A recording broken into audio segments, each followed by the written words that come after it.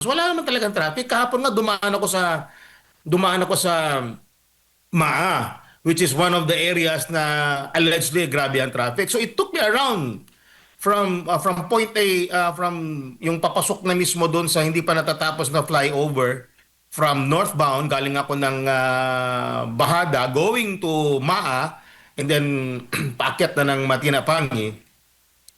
It took me around siguro 10-15 minutes, no? Ito lalo na because they cannot find a good picture, probably a good video in Davao City that there is traffic. They are using the pictures in EDSA, in other parts of Manila. That is unfair.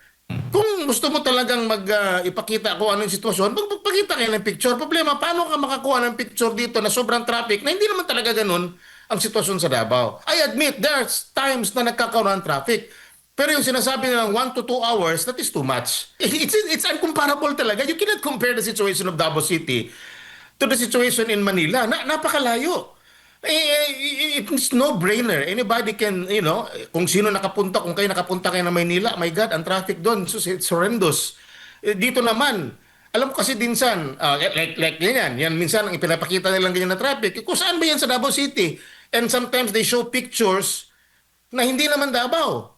So nagtataka tayo, what are they trying to portray? And siyempre, yung mga taong unfamiliar with Davao City, they might think na, uy, grabe naman talagang traffic sa Davao. And yet, that's not the picture, the real picture na pinapakita nila sa Davao City because you cannot see that kind of traffic in Davao City. I really have no idea. Di ko kilala kasi itong tum-tum survey na ito. I don't know this kind of survey. I don't know really kung meron ba sila political motivation para siraan ang Davao City or nakikisakay ba. The point lang is, kung mag-survey naman sila ng ganyan, yung klaro, yung talagang based on facts, no, talagang actual survey, pumunta sila dito, nagkaroon sila ng conduct, yan. That is irrefutable. Pero yung mga ganyan kasi, based on sampling ng mga sasakyan na may GPS and the speed na tumato, that is, for me, that's not accurate. No? In some areas, it could be accurate and another application. But when you say, the traffic situation, traffic congestion in Davao City, nasasabihin mo na mas worse tayo sa Manila, ay hindi talaga totoo yan. Hindi ko alam kung maayo ba ning balitang ipapaabot namin, paparating namin sa inyo dahil lumabas po sa isang survey dito po ay ang Davao City na tinaguri ang most traffic congested city sa Pilipinas daw. Aba, ano bang reaksyon ng mga taga Davao dito, Councilor? Well, to me, it's really a big joke. It's like a Ibisaya pa, tumo survey. Kahapon nga I want to really tawag nito to experience it kung talagang totoo bang grabe ang traffic sa Davao City. Ganito, number one, nagkakaroon ng traffic pag may mga aksidente. The other week when I was on my way to City Hall, to the Sangguniang Paglungsod to attend the flag ceremony sana, but I missed it the other 2 weeks ago. Gusto ko sana maaga. Ang problema lang, tagtaka ako bakit sobrang traffic. It took me around more than 45 minutes. No? Nagtataka ako bakit. May bangga lang pala. After sa bangga, wala na, tuloy-tuloy na. So that's one reason kung bakit nagkaka-traffic. Pangalawa, nagkakaroon ng traffic kung may ginagawa sa kalsada. May inaayos. Tulad dito sa may MacArthur Highway, binungkal na naman ng DPWH yung asphalt nila diyan sa may gitna ng kalsada. So there is one day na ba't masyadong matraffic? Yung pala, nagsisikipan na yung mga sasakyan dahil nga nagkakaroon ng construction. Those are the reasons na nakikita ko na nagkakaroon ng traffic. Pero other than that, on normal situations, wala naman talagang traffic. Kahapon nga dumaan ako sa Maa, which is one of the areas na allegedly grabe ang traffic. So it took me around from point A, from yung papasok na mismo doon sa hindi pa natatapos na flyover from northbound, galing ako ng Bahada going to Maa, and then paakyat na ng Matinapanghi. It took me around siguro 10-15 minutes, no? Although, hindi siya parang pag tinitignan mo lang, akala mo traffic, but it's moving fairly. So, I took my cellphone, tinayman ko talaga siya. Hindi siya umabot ng hindi siya umabot ng 12 minutes. I think it's around 9 or something. No, nag-record talaga ako kung ano yung takbo. It was almost rush hour na. It was 5 o'clock already. 5 to 6. So, yun ang mga panahon na dumadami na yung mga sasakyan.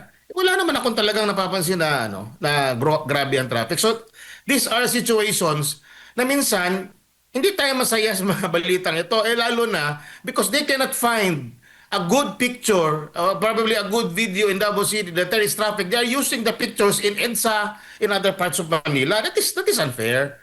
Kung gusto mo talagang ipakita kung ano yung sitwasyon, magpakita kayo ng picture. Problema, paano ka makakuha ng picture dito na sobrang traffic na hindi naman talaga ganun ang sitwasyon sa Davao? I admit, there's times na nagkakaroon ng traffic. Pero yung sinasabi nilang 1 to 2 hours, that is too much. Parang hindi naman siguro yan. Hindi naman siguro yan kung siguro kung sabihin natin umabot ka ng 45, 50, si Bako lang abot ka ng 1 hours in extreme cases, siguro may mga aksidente, may mga nangyari sa daan. That is the only exemption. But on normal days, even though on rush hour, I don't think so. We will reach 1 hour on the road. In one particular road. For example, MAA. No? Ang isa pa nagkakaroon ng traffic, itong dito sa may bypass. Not bypass. Dito sa may Coastal Road. Itong premature na inopen nila yung Rojas Avenue na site, yun ang nagkakaroon ng traffic. No? Pero in fairness, kahit na sabihin mo nakakainis na minsan, maabot ka ng 25, 10, 20, 30 minutes, pero that is still manageable. Pero para sa taga-Davao, medyo init na ulo mo nun. Pero to us, na nakakaintindi, okay na lang yung mga 20 kasi pinilit pa nilang buksan talaga kahit na hindi pa dapat buksan kasi nagkakaroon ng bottleneck doon sa sa exit doon sa may Rojas Avenue corner Quezon Boulevard. So doon nagkakaroon ng bottleneck, no? Doon talaga nagkakaroon ng traffic, especially minsan during the rush hour, nagkakaroon ng parang jump pack ng mga sasakyanan from Rojas going to the Coastal Road and from Coastal Road going to Rojas, which is understandable because they open it prematurely. Hindi pa talaga kasi kung open lang yan na yung buong-buo na 2 lanes, okay na sana yon. Ang problema kasi it's only 2 lanes ngayon, yan na pagkakatian ng north and southbound lane. I tried, dumaan talaga ako doon. So nagkakaroon talaga ng konting pagsikip. But it doesn't mean it will take you around 45 to 1 hour there. No? Those are situations that I experienced personally in EDSA, no? In some parts of Manila. Opo. So, ibig sabihin na, Councilor, hindi makatarungan yung pagkukumpara ng Davao at saka Maynila pagdating sa issue ng traffic? It's uncomparable talaga. You cannot compare the situation of Davao City to the situation in Manila. Napakalayo. It's no-brainer. Anybody can, kung sino nakapunta, kung kayo nakapunta kayo na Maynila, my God, ang traffic doon, it's horrendous. Dito naman, alam ko kasi dinsan, like ganyan, yan minsan ang ipinapakita nilang ganyan na traffic. Kung saan ba yan sa Davao City? And sometimes they show pictures na hindi naman Davao. So nagtataka tayo, what are they trying to portray? And siyempre, yung mga taong unfamiliar with Davao City, they might think na, uy, grabe naman talagang traffic sa Davao. And yet, that's not the picture, the real picture na pinapakita nila sa Davao City because you cannot see that kind of traffic in Davao City. Siguro once in a blue moon siguro, no, on rare occasions talaga na talagang nakikita natin na may problema sa kalsada, may aksidente or something's wrong. But in an ordinary day, you cannot see that kind of traffic in the city of Davao. The most really is siguro kung sobrang late mo na 20 to 30 minutes, that's the worst case scenario. I don't think so. Aabot ka pa ng 1 oras, 2 oras sa kalsada. I mean, that's too much. That's too much. In Manila, it's always there. No, 1 hour, swerte ka na sa 1 hour. Pinakaswerte mo doon, 45, 30 minutes, swerte ka na masyado dyan.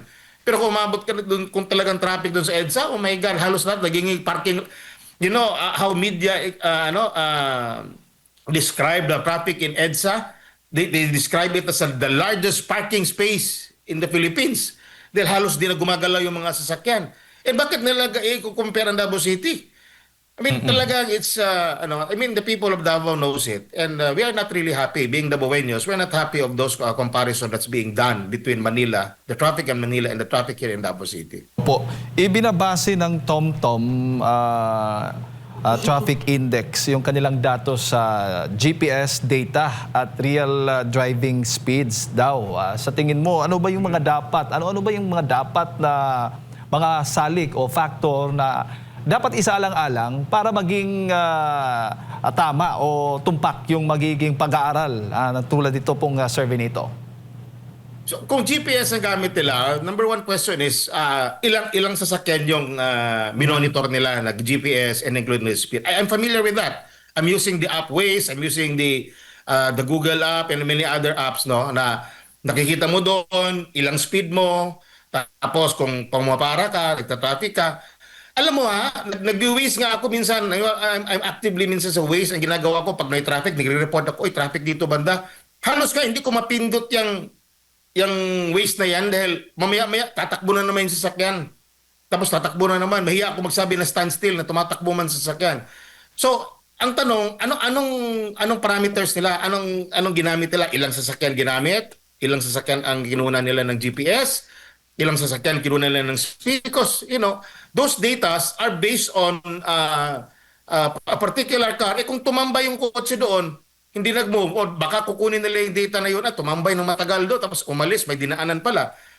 Dapat, kung gusto sila maggawa ng accurate na data, pumunta sila ng Davao, they conduct their own study here physically. Makatakbo sila, ano yung mga rush hour doon, takbuhin nila sa sakyan nila. Uy, nagkaroon nga ng traffic dito sa may Bangkiruan, nagkaroon ng traffic dito sa may Agdao, nagkaroon ng traffic dito, ilang minutes dito sa may ganito, ganyan. Those are concrete data, which ikaw talaga mismo ang nag-survey. Hindi yung ibabase mo lang sa electronics, hindi mo alam ilang sasakyan yan. Kung yung sasakyan na kinunan mo ng data, tumambay yun, o nasiraan, o na-flat, o whatever circumstances, that will form part of your data, which is really misleading. So yun ang iniiwasan natin. Kung yun ang lang basihan ng tumo survey na yan, no? Hindi talaga sa accurate. Not unless if you are really there. And we are, the Baweños, we know for a fact that hindi ganyan ang ka-worse ang traffic sa Davao City because we experience it. Galit na tayo kung matraffic tayo ng 30 minutes, sa totoo lang. Pero hindi nangyayari sa Elda, nangyayari yan, tumatakbo kasi ang sasakyan. Yun ang diferensya dito at compare mo doon sa traffic sa Manila na halos hindi gumagalaw. Talagang mapapanis yung pawis mo doon at laway mo doon sa kakahintay, katagal masyado ang traffic. Dito hindi ganoon. So they should not compare. That is really tawag dito, unfair for the city of Davao. You depict the city as ganito kadami ng tao, ganito kadami ang sasakyan. Well, marami tayong sasakyan, pero hindi ganun kagrabe ang traffic as we compare it to the situation in Metro Manila. Opo, may mga ulat din daw na tinuturong dahilan sa traffic diyan sa Davao ang patuloy na pagdami ng mga sasakyan at kabilang daw nga sa mga ulat, may mga car dealer na nakakabenta ng hanggang 10 sasakyan na kada araw. Ano hong masasabi po ninyo? May sapat bang polisiya ang Davao patungkol naman po dito sa pagdami naman po ng mga pribadong sasakyan? Well, the only thing, as far as I know, is the only thing that we can do is really manage the traffic, and which we're really doing. The city of Davao is really trying its best really to manage the traffic para hindi mag-worsen ang congestions in some areas. Now, but having said that, there is a local transportation board that really assesses the situation sa Davao City. Nandiyan ang City TMO, nandiyan ang ating katuwang natin ng mga agencies concerned. Hindi sa akin tingin hindi naman porke may nabebenta ka na sasakyan gano'n na, no? Because you know why? Because we should also look at other factors. Davao City is Davao City. This is the melting pot of every sa Mindanao. And a lot of people coming here, no, dumadaan dito from north going south, dadaan dito sa Davao City, pupunta ng Digos, Del Sur, from Del Sur dadaan dito, pupunta ng Nabuntoran and all. So ibig sabihin, talagang dinadaanan ang Davao City. So we cannot just base traffic on the mere number ng mga sasakyan sa Davao City. Hindi naman araw-araw lumalabas sa mga tao. Kuripot mga tao, lalo na ngayon, mahal ang gasolina. Ang iba dyan nagkukumute. Ang iba dyan bumibili ng sasakyan dahil gusto lang makabili ng sasakyan, but hindi lahat araw-araw ginagamit. No? Yan ang talagang nakikita natin dyan. No? Based on my own observation. Not based on data, but based on my observation from friends. Kasi magtatanong man ako, ay kapoy na magdalag sakyan ng usahe, kay Juan, kanang gasto kaya gasolina, so kuwan na lang ko.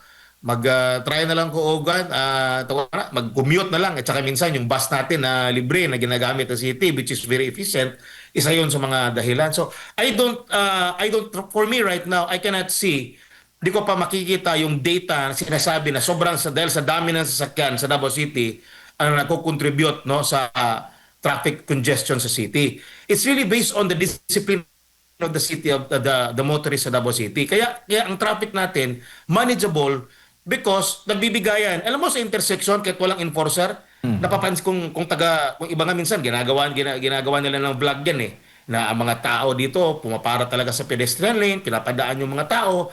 Dad, may disiplina ang mga drivers Although siyempre di man natin talaga maiwasan na meron talagang loko-loko dyan. But in general, talagang hindi ganon ka-worse ang situation dito. And yung discipline ng mga driver, that's isang factor yan kung bakit kahit papano we can manage the traffic, no? Yun lang nga, yung mga sasakyan na hindi natin kontrolado coming from the north and south area coming here, especially on weekends, magpapasal, pupunta sa mga mall, namamasal yan, hindi natin minsan maiwasan, hindi natin pwedeng pigilan yan sila. Makikita natin diyan case in point yang diyan sa entrance ng ng mga task force Davao, no, diyan sa may sa Lasang and dito sa may Sirawan na minsan ang haba ng traffic diyan. Yan because we are checking all the vehicles for safety reasons para malaman natin kung sino pumapasok sa Davao City, the law enforcers ang ating task force Davao tinitignan. That's part of our security measures, no. So those are the only thing na nakita ko na yung traffic talaga doon pag maraming pumapasok na sasakyan. But then again, as far as what you're asking is concrete data, kung nakikita ba natin na ito ba yung ang pagbenta ba ng mga sasakyan ang sa Davao City ang dahilan, I don't think so. Kasi alam mo bakit? Hindi naman lahat taga Davao bumibili ng yung mga brand yung iba diyan from Jensan, ang iba pa ibang lugar, gusto lang nilang bumili dito sa Davao because it's much cheaper than buying it there in their places. May konting diferensya sa presyo at mas gusto nila dito kasi stricto ang ating mga LTO dito Kaya nga minsan pag bumibili ka ng sasakyan, pag sinabi mong Davao registered, parang pride na Davao, bilhin natin yan kasi sigurado walang kalokohan yan. Not unlike in other areas, you can register all the vehicles there. So those are the factors dito. But I think siguro one of the best person to answer that, if you want technical answer on the number of vehicles, siguro probably is maybe the LTO or the LTFRB for the public utility transports. And of course, maybe you can try to I'll try to check with the Committee on Transportation sa City Council is headed by Councilor Baluran. Opo. But as far as really yung sinasabi nila na sobrang dami ng sasakyan, I don't think so because we can really manage the traffic. Opo. Matagal lang dumadami ang sasakyan sa Davao. Kaya kung hindi lang natin na ma-manage yan, wala na. Talagang problema na talaga ang traffic sa Davao. But in fairness to our agencies concerned, na ma-manage naman ang traffic sa Davao City. Don't take my word for it. Yung mga tao na dito, punta kayo mag-travel kayo sa Davao and then you will experience it, no? Kung totoo ba yung sinasabi ko, hindi. Yes po. At syempre, nabanggit po ninyo kanina yung disiplina. Isa po yan sa mga nakatulong kung bakit medyo namamanage po ng Davao City yung traffic po dyan. Papaano po yung naging epekto sa kabuhayan ng mga drivers naman po dyan, Councilor, pagdating po sa isyung ito? Kambuhayan, yung mga public utility drivers. So far naman, sa paglilibot natin, wala pa naman tayong narinig ng mga reklamo ng mga public utility drivers, taxi operators and all. Ang reklamo lang nila is tumataas lang yung gasolina, no? Bili ng gasolina. But as far as traffic is concerned, sabihin natin may konting minimal effect yan because maybe tumataas ang konsumo ng inyong diesel gasolina kung matagal ang tambay, pero having said that, hindi naman talaga ganun katagal, no? So I don't see that as a factor. The number one factor really is the rising prices of oil. Yun ang karamihan, even mga media interviews, yun ang mga dinadaing ng mga motorista, ng mga tawag nito, ng mga drivers. Not more on traffic. Siguro kung traffic, kung nagmamadali ka, mainis ka, yung talagang hindi ka makahintay, no? But basically, most of the problems that really is facing the public utility drivers are the rising prices of fuel. Kaya some taxis right now resort to using electric taxis. Opo. Para makatipid at makatulong sa environment because it does not have any emissions. Opo, opo. Bago ko lang ipasa kay partner Admar, Councilor, sa tingin po ninyo, may idea ho kayo kung sino pong nasa likod po nitong survey na ito, itong TomTom Traffic Index? At part ba ito ng sinasabing politika para sa tuloy-tuloy na pagsira sa Davao City? Lalo na, dyan mismo nanggaling ang mga Duterte, yan ang baga teritoryo kilala na Duterte territory itong Davao City. Sa tingin mo may politika kasama, may ganon, tapos kasama po part ito sa paninira laban po sa lungsod? I really have no idea. Di ko kilala kasi itong TomTom survey na ito. I don't know this kind of survey. I don't know really kung meron ba silang political motivation para siraan ang Davao City or nakikisakay ba.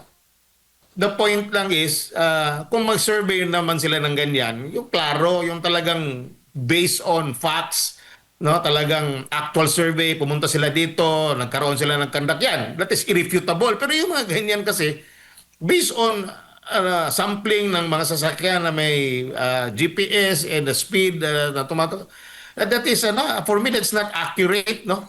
In some areas it could be accurate and another application, but when you say the traffic situation, traffic congestion in Davao City, nasasabihin mo na mas worse tayo sa Manila, ay hindi talaga totoo yan.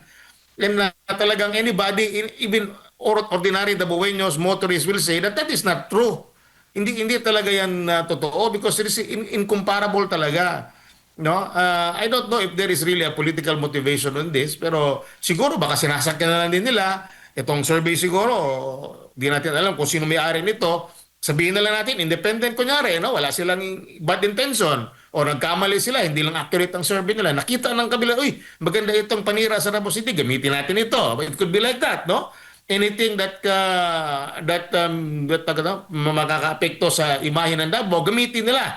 No, it could be that motivation. Pero kung sino ito, hindi ko kilala kasi hindi ko alam yung tumo survey na yan. I don't know that survey. Ngayon ko lang actually narinig yan. Nagkakandak pala sila ng survey sa traffic. Councilor, may buntag si Admar po ito. Kumbaga, meron ding buntag. question doon sa kanilang methodology, lalo na yung sa sampling, kung ilan yung samples. Kasi kung halimbawa, kung konti lang yung samples dyan, na-timing yung sample pa nila, na-timing doon sa traffic, kung kukunin yung average, pwede ring magresulta na mas traffic ito. Kasi tiningnan ko ngayon sa website nila, kumbaga parang sinasabi, mas traffic pa ngayon in every 10 kilometers ata, no, aabot ng 34 minutes ang biyahe raw. Compare dito sa Metro Manila na nasa 31 lang. So kumbaga, magtatanong ka kung ito ba ay ano, kasi mas mataas daw ang Davao sa kasalukuyan compare dito sa Metro Manila, Konsehal. Ito tanong ko lang ba kung batong ka ng EDSA, daan ka ng EDSA, dyan sa may Quezon Avenue banda, sa may Quezon City, going to, sabihin nila the next 2 cities ahead. Siguro, swerte ka na kung aabot ka ng 45 minutes dyan. No, grabe ang traffic sa EDSA.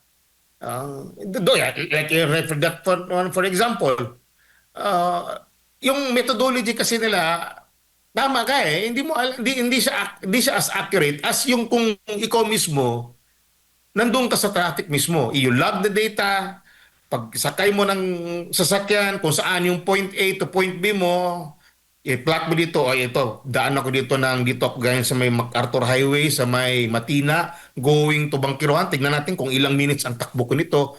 Tapos, traffic dito sa Ateneo, yan, lag mo, time mo. Pagdating mo doon naman sa Sandawa, time mo naman, lag mo, ito, another one. Hanggang sa makuha mo yung average, na kung talagang totoong ganyan kalala ang traffic sa Davao City. I admit, may mga traffic. Hindi man natin dinideny na kahit paano may traffic sa Davao City. Yung nga those are the reasons na nakita natin.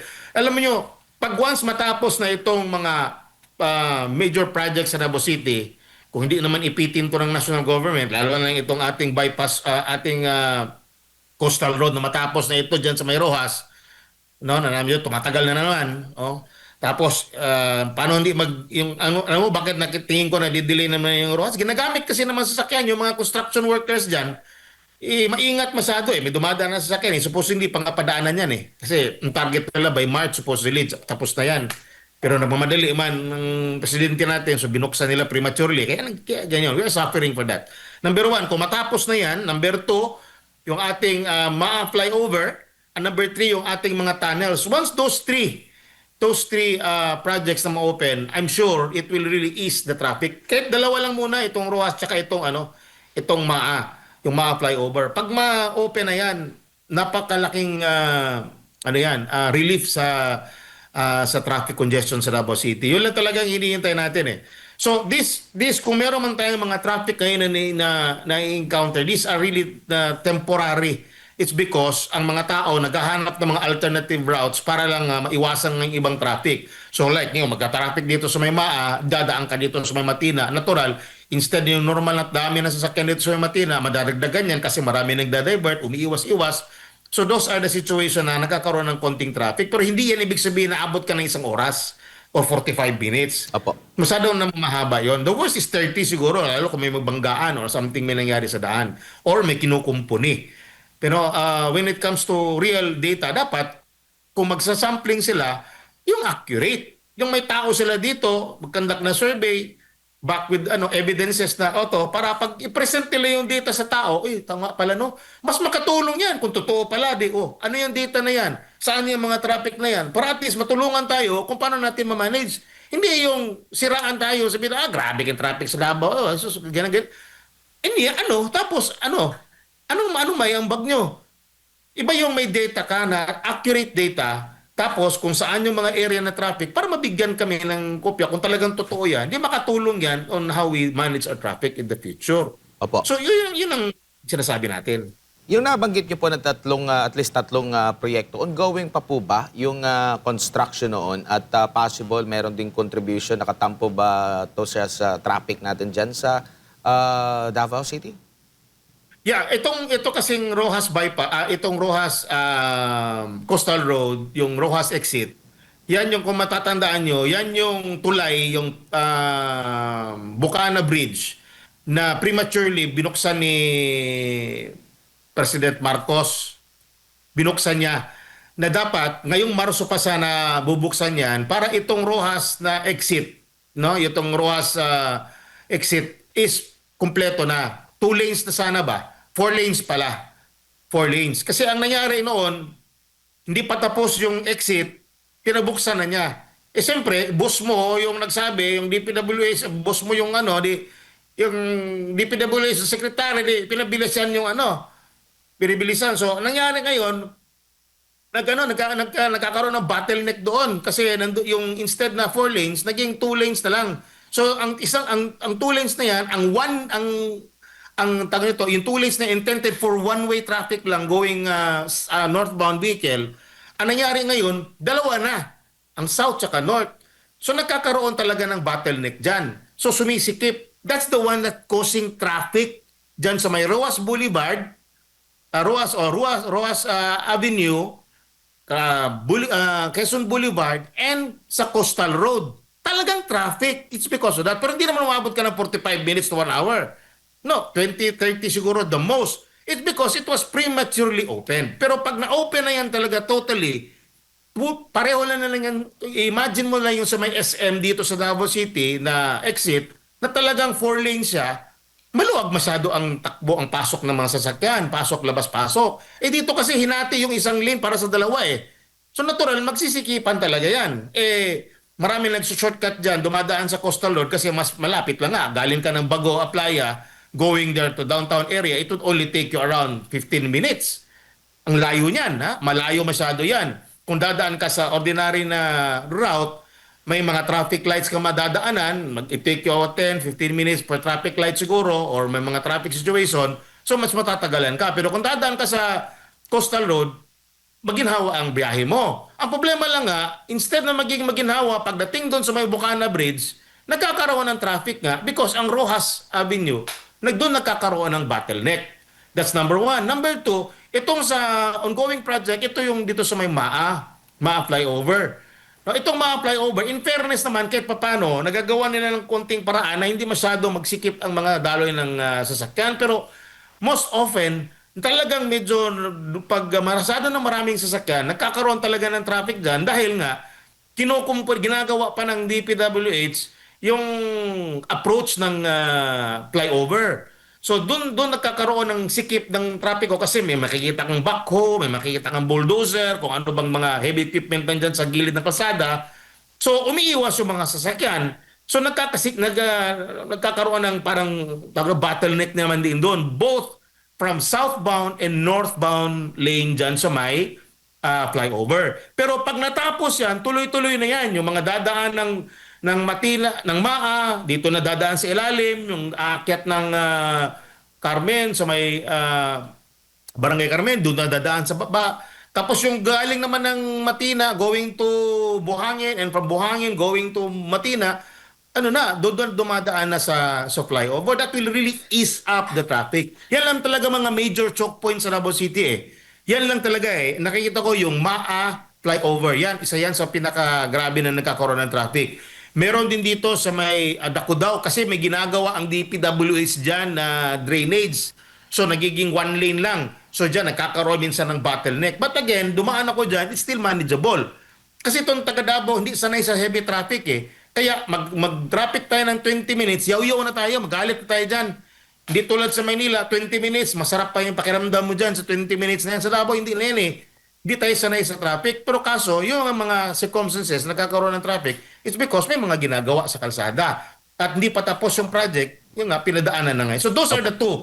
Itong tunnel natin, bypass tunnel natin, opening from north area ng Davao City going sa south, tinatapos pa yung tunnel. Medyo matagal-tagal pa yan.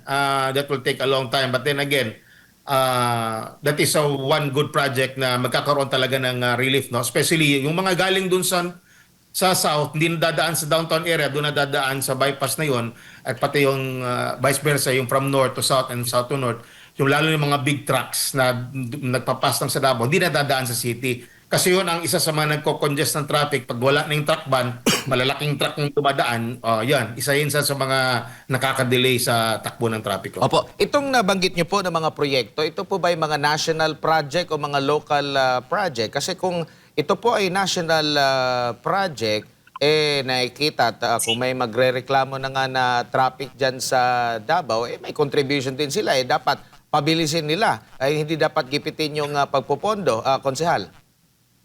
Ayun nga eh, itong MAA flyover, this is a national project. Dapat matagal na yung tapos. Ang problema lang kasi dahil nga sa politika, nadidelay. No? Kasalanan naman nila yan, sa national naman yan eh. Sila naman talaga may dahilan yan eh. Matagal na yung tapos. Pero ang ginawa nila, delay ang budget. Parang sinabi na divert yun sa ayuda during the election. During the campaign, yun ang mga sitwasyon ba? Kaya tayo nagkakaroon ng traffic di. Matagal na supposedly tapos yan. Matagal na nakatenga yan. Alam ng taong bayan yan, alam taga Davao yan. Yung MAA flyover na yan, matagal yung natenga, matagal yung hindi tinatrabaho ng maayos. Ngayon lang yan, naggalit ng Davao, pinatawag na namin sa City Council yung DPWH. Ano ba ito? Tapusin nyo pa ito eh? Hindi. May budget na daw. Ngayon may budget na, bakit mabagal? Bibilisan daw. Ayaw man ko kung binibilisan ba nila ngayon. No? Pero kahit paano, kung may konting trabaho, sige na lang para matapos na ito. Ito talaga ang problema rin, itong Rojas exit dito sa may Coastal Road. Ito talaga pinakamalaking problema kasi sumisikip talaga ang mga sasakyan dyan. No? Yung sumisikip talaga. Dapat, binuksan talaga yan, binuksan sana yan, yung pwede na, as according sa target ng DPWH, which is supposedly by March. Binadali nila ngayon, so ngayon, na-delay. Bakit hindi mati-delay? Dumadaan naman sasakyan. Ikaw ba naman, may construction na nangyayari? Hindi ka man makabanat masyado dyan. Kung may matamaan ka dyan naman sasakyan dumadaan, may mga tao pang dumadaan. So, isa yan sa mga sitwasyon na nakikita namin na that hampers yung nagkakaroon pa ng delay mismo sa project at kaya nagkakaroon ng traffic. Yung dalawa na yan. Dalawa talaga yan. Kasi kung okay na talaga yan, napakalaking ginhawa sa City of Davao yan na kung wala ng traffic doon in those two areas. Opo. Tsaka kung itong TomTom din kasi, maraming dapat din na i-consider, no? Nabanggit nga natin yung sampling.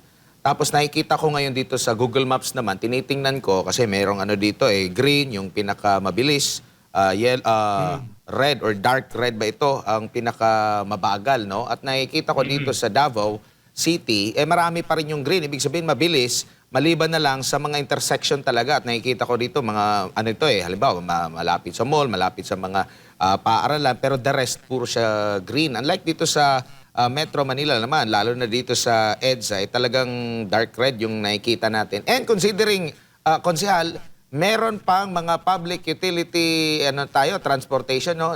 Mass transpo. Meron pang MRT yan, merong LRT talaga dyan. So, nababanggit itong mass transpo. May plano ba ang Davao City na magbago ba ng public transpo natin dyan sa hinaharap? Kasi for sure, yung pagbilis ng populasyon talagang dapat pagandaan din yan. No? At ayaw din naman natin na yung Davao City magaya dito sa nangyayari ngayon sa Metro Manila, no? Na parang hindi na tayo makareset, hindi na rin tayo makagawa pa ng iba na mga magko-construct ng iba't ibang mga kalsada pa rito kasi congested na talaga, Konsehal. Yes, that's part of the major projects ng former Sara Duterte administration dito. No? Siya naging mayor ng Davao City, si Vice President Sara. She was the mayor of Davao City. Itong Davao Bus Project na pinatuloy ng kanyang kapatid na si Mayor Sebastian Baste Duterte. Ito yung Davao Bus Project, which is ongoing. Meron na tayong 10 bus ngayon na applying the routes of Davao City, the main thoroughfares, para maserbisyuhan yung ating mga kababayan na nahihirapang sumakay, no, ng public transport. Those are part of the major transportation projects of the city of Davao. Kaso lang kaso lang, naplansado na sana ito. Okay na sana sa NEDA, maganda na lahat ang na-delay ito dahil because again of political situation. Political sa politika. Matagal na yan Pinag-uusapan na namin yan kung ano yung mga areas, kung magiging mga bus stops to. Apart kasi ako ng mga committee na tumitingin ng mga areas kung saan ba pwede maglagay ng mga bus, yung mga pwedeng magamit, no, as bus stops. Tapos yung mga areas na saan pwede ilagay yung mga tawag nito, kung saan sila mag-park and all.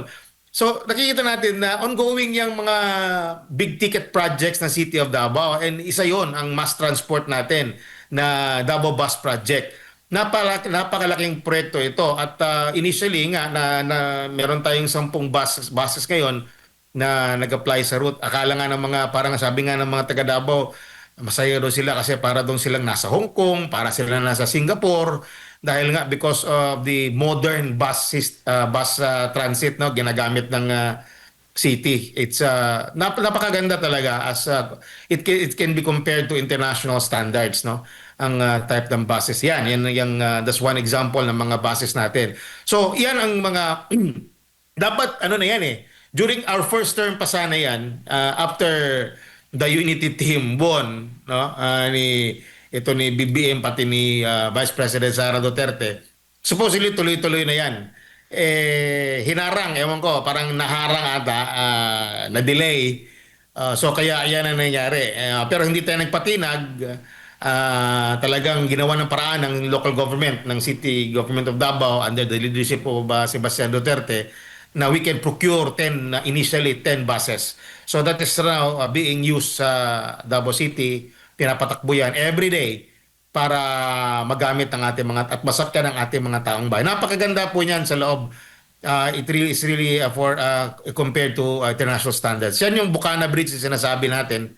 Yan, prematurely pinabuksan ng Marcos administration. So Opo. those are the buses.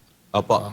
Konsehal, ito, nabanggit din ito ni Congressman Pulong patungkol doon sa isa sa mga contributor din ng nagiging sanhi ng traffic dyan din po sa Davao. Kasi nga, nabanggit mo rin ito kanina na maraming dumadaan, hindi lang po taga Davao City ang mga dumadaan dyan.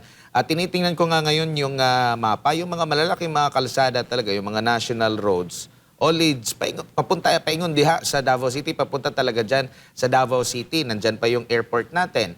At kung gusto namang mga magagandang mga tourist site or mga beaches, nandyan sa Samal, dadaan ka rin sa Davao City. Kung gusto naman pupunta doon sa White Sand din, sa Davao Oriental, dadaan din sa Davao City kung galing ka sa iba pang bahagi dyan po sa Mindanao. Nakikita ko lang dito na pwedeng daanan nila, pwedeng itong diversion road or dito nga sa coastal road, which is ongoing din pa yung construction sa ilang parte po dyan. Pero meron pa bang mga plano na nakikita kayo mas maganda talagang para at least malihis, like halimbawa kagaya po sa airport natin, wala na po ba tayong pagbabago dyan sa airport po ng Davao City na ma-relocate sa mas malaki at medyo malayo lugar na hindi na talaga sa Davao City? Meron bang ganyang mga plano, decongestion sa hinaharap po, konsehal, na napag-uusapan po dyan sa konseho? Well, right now, the Davao International Airport is being upgraded ata. Nagkakaroon sila ng parang upgrade ng may construction ata dyan, if I'm not mistaken.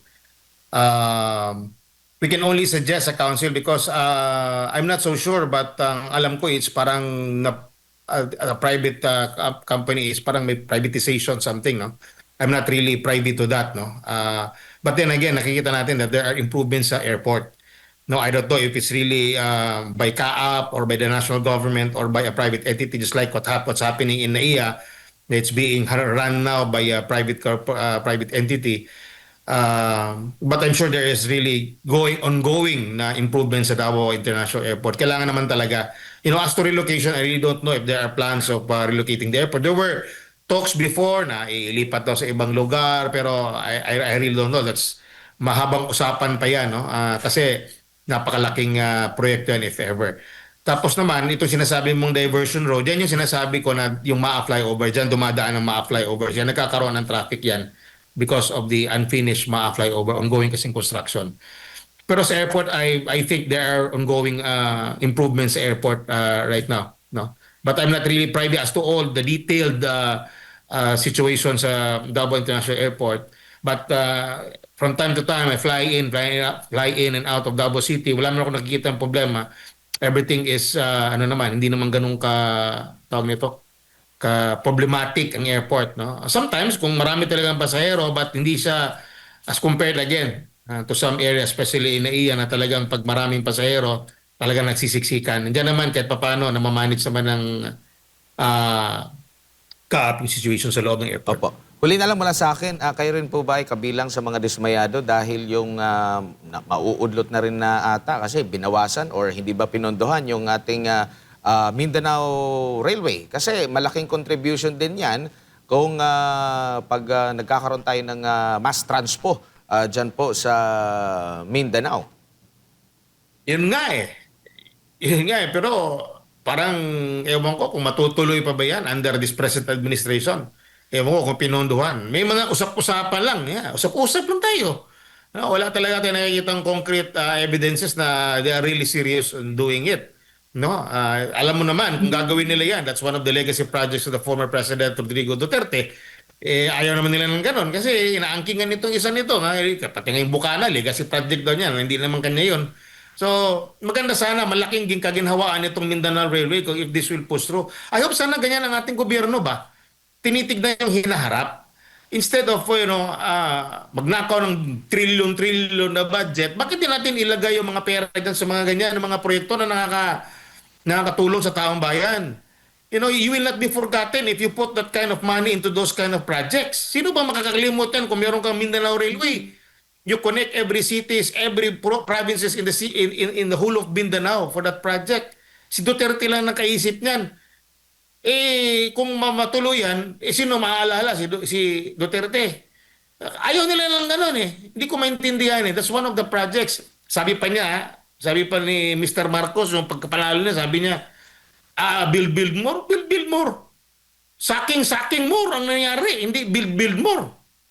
Kadaming ng mga perang ninakaw ng taong bayan, ninakaw mula sa taong bayan, nasa mga kamay lang ng mga kongresista. Yun ang nakakainis eh. Napakagandang ang Pilipinas pala napakayaman. Kaya pala natin gumastos para sa mahihirap na kahit na hindi na sila gumastos ng kanilang pang-ospital. Kung yung mga perang ninakaw nitong hmm, kaning mga buhaya na to, di sana maginhawa ang pamumuhay ng mga Pilipino ngayon. Lalo na dyan sa usapin ng healthcare. Number one yan, marami pala tayong pera. Yung mga projects na totoong projects, Mindanao Railway, kung anong mga projects talagang maganda na mapapakinabangan ng taong bayan. Ang problema sa atin ngayon, puro pagnanakaw ang nangyayari. Nakakainis. And pag humarap pa sa taong bayan, kala mo mga inosente. Kala mo walang ginawang masama. Ay, nako, nakakainis. No? Opo. Pasensya na kayo. Opo. Ha? Oo. Alam niyo naman, everybody is really frustrated. It's really, na masama loob namin. Ako, mismo person, masama loob ko eh. Kasi isa ko sa mga nagkampanya talaga noon sa Unity Team. Isa ko sa mga nabudol. Kasi I was the one after yung our first term namin, yung nanalo si VP Sara. Unang ginawa ko, nagpasara ko ng resolution para suportahan ni Mr. Marcos itong waste to energy project ng Davao City na magsusolve ng problema sa basura. Anong ginawa? Binlock nila with no reason at all. Opo. Talagang giblock nila. So wala na, hindi natuloy ang project na nandyan ang Japanese government willing to give half of the budget, which is 3.5 billion. Humihingi lang tayo ng 3.5 billion sa national government. Magkano ninakaw nila? Diyos ko, 100 billions. Bulsa ng mga congressmen. Pagkatapos ito, project para sa taong bayan, hindi nila naibigay. Yun ang nakakainis sa totoo lang. No, pasensya na kayo sa mga nanonood. Naiinis ako dahil sa ganyan na sitwasyon. Na kadami pala nating pera, marami tayong matutulungang Pilipino, pero pinagnanakaw ng mga ito.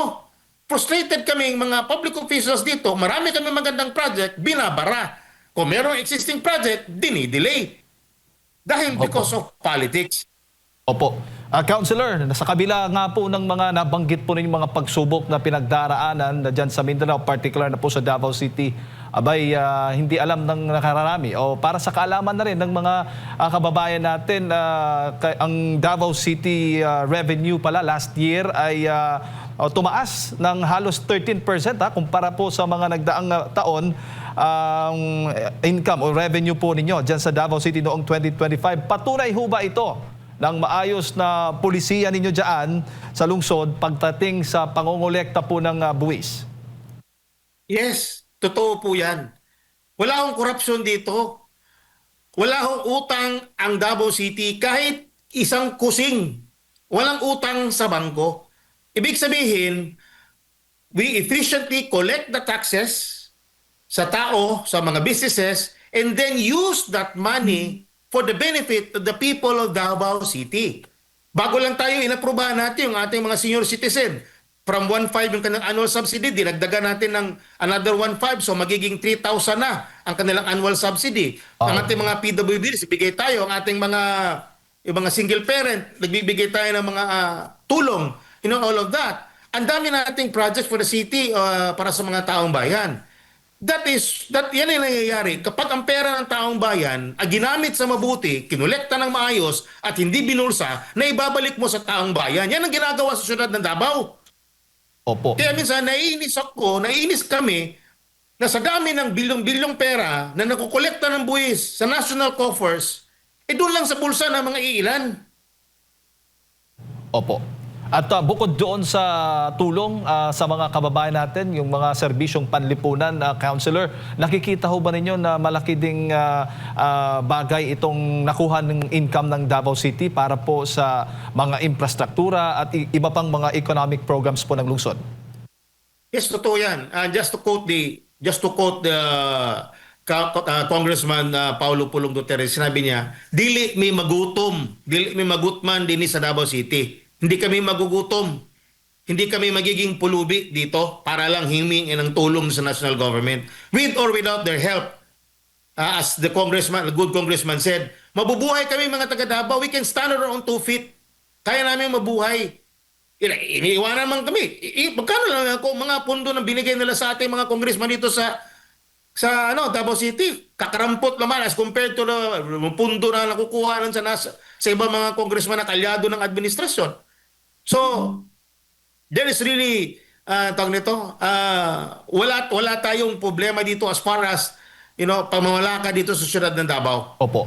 We are really proud that dahil isa rin yan ang yung taong bayan mismo disiplinado, kaya kami maganda ang pamamalakad dito, kaya sumusunod lahat sa batas. May kakaroon ka ng konting aberya, it's because hindi mo nasunod ng batas. Sundin mo yung batas, wala tayong problema. Opo, at huli na lang, sa kabilangan ng mga paninirang ginagawa sa Davao City, yung tourist arrivals po dyan ay tumaas din ng Tumaas. 11%. Councilor, paano ho ba yung paghahandaan din yung mga dadagsa pa na mga turista dyan po sa Davao City this year? Yeah, actually meron tayong Araw ng Davao, may Duaw Davao, meron tayong Kadayawan Festival, Pasko Fiesta and all. Pinaghahandaan na po 'yan ng ating syudad ng Davao, no. The plans are ongoing, especially the coming Araw ng Davao ngayong March. So isa yan, so, ini-expect natin na dadagsa yung ating mga turista, bumibisita sa Davao. Punta kayo ng Davao, feel Davao for yourself. Kayo mismo makapaghusga. Pumunta kayo dito at tignan nyo, experience the hospitality of Davao City, hospitality of the Boenos. Punta kayo dito at tignan nyo kung tama ba to, totoo ba to pinagsasabi ng ibang mga tao tungkol sa Davao City na ninira lang sa amin dito kung ang totoong sitwasyon, ma-experience ninyo. Pinaghahandaan na po yan, and I'm inviting everybody sa buong Pilipinas come and visit Davao City and you will see for yourself and you will, experience Davao City. Alright. Councilor, daghan kayong salamat sa inyong pong panahon at sa pagbibigay po ng impormasyon ngayong umaga sa ating mga kababayan. Sa ulitin po, mabuhay po kayo. Daghang salamat o mabuhay din kayo diyan sa SMNI and God bless us all. Thank you.